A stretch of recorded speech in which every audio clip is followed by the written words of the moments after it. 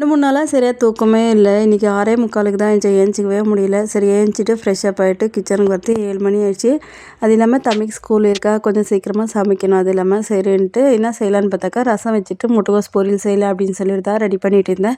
First சாப்பாடுக்கு அரிசி ஊற வச்சுட்டேன். அதுக்கப்புறம் ரசத்துக்கு புளி, தக்காளி ஊற வச்சுட்டு, அதுக்கப்புறம் வந்துட்டு முட்டைகோஸ் கட் பண்ணி எடுத்து வச்சுட்டேன்.